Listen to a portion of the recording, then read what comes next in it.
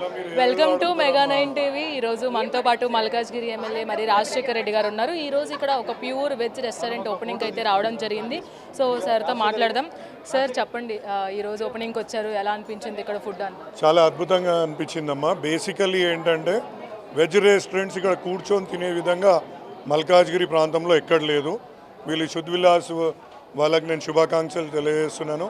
ఎందుకంటే growing market ఇక్కడ రోడ్ల అభివృద్ధి అంత మంచి జరిగి కొంచెం కమర్షియల్ ఏరియాలో వీరు పెట్టింది కాబట్టి అద్భుతంగా నడుస్తుందని భావిస్తున్నాను. అదేవిధంగా మా మల్కాజ్గిరి ప్రజలకు కూడా ఈ వెజిటేరియన్ భోజనం చేయాలనుకుంటే కూర్చొని ఓపికగా ఇక్కడ తినొచ్చు అనేసి అనుకుంటున్నాను. సార్, ఒక యాక్టివ్ పొలిటీషియన్గా ఫుడ్ డైట్స్ అనేవి మెయింటైన్ చేస్తూ ఉంటారు. సో మీ ఫుడ్ డైట్ ఎలా ఉంటుంది అండ్ ఫేవరెట్ ఫుడ్ ఏంటి? నేను జనరల్గా నాన్ వెజ్ ఎక్కువ తింటాను. నాకు ఏది ఉన్నా అంటే ఒక వారంలో 27 పూటలు ఏమో ఉంటుందా, అన్ని పూటలలో 20 ఏవో నేను నాన్ వెజ్ తింటాను. సో నా ఫేవరెట్ ఆల్వేస్ నాన్ వెజిటేరియనే. ఇక వెజిటేరియన్ తప్పదు అనుకుంటే ఇట్లా మా సార్ వాళ్ళు పెడుతున్నారు కాబట్టి తినాల్సి వస్తుంది. బట్ నేను రిలక్టెంట్ ఈటర్. నేను బేసికల్లీ ఫుడ్ నా నాన్ వెజిటేరియన్ అండ్ చాక్లెట్స్ ఎక్కువ తింటాను. మల్లారెడ్డి గారు ఆల్రెడీ ఒక ఇంటర్వ్యూలో చెప్పారు, ఎవరికి కూడా క్యాబిన్స్ ఉండవు, అందరూ కూడా ఎప్పుడు వర్క్లోనే ఉండాలి అని చెప్పారు. సో ఎలా ఉంటుంది మల్లారెడ్డి గారితో?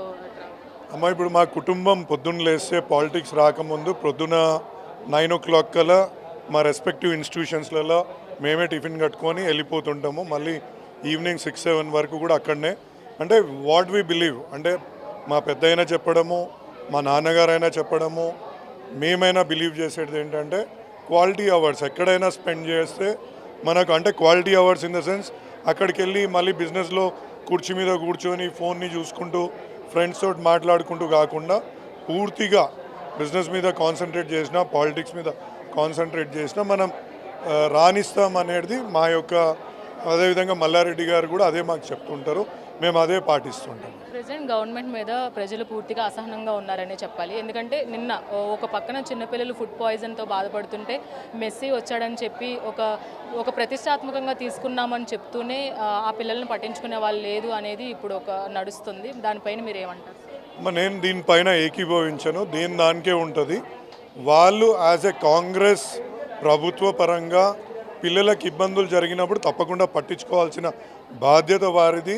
వాళ్ళు అటువంటిది జరగకుండా చూసుకోవాల్సిన బాధ్యత కూడా వారిదే. But at the same time దాన్ని కంపారిజన్ చేయొద్దు అని నేను అనుకుంటాను. ఎందుకంటే ఒక స్పోర్టింగ్ ఈవెంట్, ఇప్పుడు మన ఫుట్బాల్ మ్యానియన్ కూడా ఇక్కడ తీసుకురావడం మూలాన ఒక ఫుట్బాల్కి ప్రాచుర్యం జరిగి ఇవాళ అందరూ హెల్తీగా ఉండే అవకాశం కూడా ఉంటుంది. కాబట్టి వాళ్ళు పర్టికులర్ ఈ యొక్క ఇనిషియేటివ్ని, ఎందుకంటే యాజ్ ఎ స్పోర్ట్స్ని మేము ఎప్పుడు కూడా ఎంకరేజ్ చేస్తుంటాం. కాబట్టి నేను దీనికి సానుకూలంగానే ఉంటాను. కానీ బట్ ఏదైతే పిల్లల విషయం జరిగిందో అది చాలా తప్పు. ఇక ముందు అంటే ఇదే కాదమ్మా, మీకు మహిళలకు 2500 ఇస్తా అన్నారు, అది ఇవ్వలేదు. మళ్ళీ యంగ్ అంటే ఇంటర్మీడియట్ డిగ్రీ చదివే ఆడపిల్లలకు మోపెడ్లు ఇస్తా అన్నారు. అట్లా చెప్పుకుంటూ పోతే 420 హామీలు, 6 గ్యారంటీలు ఉన్నారు, ఏది కూడా అమలు చేయట్లేదు. ఇంకా పైగా దానికి తోడు హైడ్రాన్ తీసుకొచ్చి అనేక బిల్డింగ్లు కూడా కూలగొట్టడం జరుగుతుంది. ఆ కూలగొట్టిన ప్రతి బిల్డింగ్ దగ్గర ఏ అధికారి అయితే అప్పుడు చూసి చూడనట్లున్నారో అధికారిని మీరు ఫస్ట్ దండించినట్లయితే దీన్ని జస్టిఫై చేసుకోవచ్చు. అధికారులను మాత్రం ఏం చేయకుండా వదిలేస్తున్నారు. ఎందుకంటే ఒక ఎంఆర్ఓ అంటే ఒక బాధ్యత తీసుకోవాలి. అంటే ప్రభుత్వ జాగాలు కబ్జా కాకుండా బాధ్యత అతనిది ఉంటుంది. ఆ బాధ్యత తీసుకోకుండా వాళ్ళు వ్యవహరించిన దానికి ప్రభుత్వం ఏమనకపోతే రేపు అధికారులు ఏ విధంగా జవాబుదారీతనం అవుతారు అనేసి నేను అనుకుంటున్నాను. నువ్వు ప్రజలను జవాబుదారీతనం చేస్తున్నావు, బట్ అధికారులను ఏ విధంగా జవాబుదారీతనం చేస్తున్నారు ఒక్కసారి ప్రభుత్వం గమనించాలని నేను కోరుకుంటున్నాను. బాపు రావాలి, మమ్మల్ని మేము బాగుంటామని కోరుకునే ప్రజలు చాలామంది ఉన్నారు. సో వాళ్ళకి ఒక మాటగా ఒక ప్రజాప్రతినిధిగా మల్కాజ్గిరి ఎమ్మెల్యేగా మీరు ఏం చెప్తారు? మా కేసీఆర్ గారి గురించి ఇవాళ చిన్నపిల్లల్ని అడిగినా మనకు చెప్తారు. ఎక్కడ పోయినా ఆయన చేసిన పనులు మనకు కనిపిస్తాయి. మనం సెక్రటేరియట్ వెళ్తే ఎంత అద్భుతమైన సెక్రటేరియట్ నిర్మించిండ్రు, అంబేద్కర్ గారి 100 అడుగుల విగ్రహం ఎలా పెట్టినరు, ప్రతి ఊర్లో డిస్ట్రిక్ట్లో వెళ్తే మన కలెక్టరేట్ ఆఫీసులు ఏ విధంగా నిర్మించిండ్రు, మనకు పచ్చదనం ఏ విధంగా వచ్చింది. రెండో పంట మన తెలంగాణలో వేసుకోవాలంటే ఎప్పుడు కూడా ఆలోచించే వాళ్ళు. మీరు ఫిబ్రవరి మార్చిలో ఒక్కసారి వెళ్ళి చూడండి, ఎంత దూరం చూసినా మనకు పచ్చని అంటే చేలతోటి మనకు మన తెలంగాణ కనిపిస్తుంది. మనకి ఇవాళ ఒక అద్భుతమైన కాళేశ్వరం, అంటే మనది పీఠభూమి, అది కూడా హైదరాబాద్ ప్రాంతం అంతా చాలా ఎత్తులో ఉంటుంది. మన రివర్స్ నుంచి మనం నీళ్ళు తెచ్చుకోవాలంటే మనం పంపింగ్ చేయకుండా ఉండలేము. అటువంటిది ఇలా సాధ్యం చేసి ఎప్పుడు కూడా మన మహిళలు బయటికి రాకుండా నీళ్ళ వసతి ఇబ్బంది లేకుండా చేసిన ఘనత కేసీఆర్ గారిది.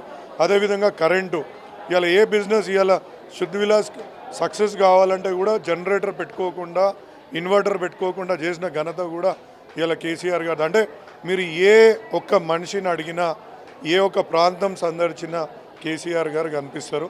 తప్పకుండా కేసీఆర్ గారు మళ్ళీ వస్తారు అనడంలో ఎటువంటి సందేహం లేదు.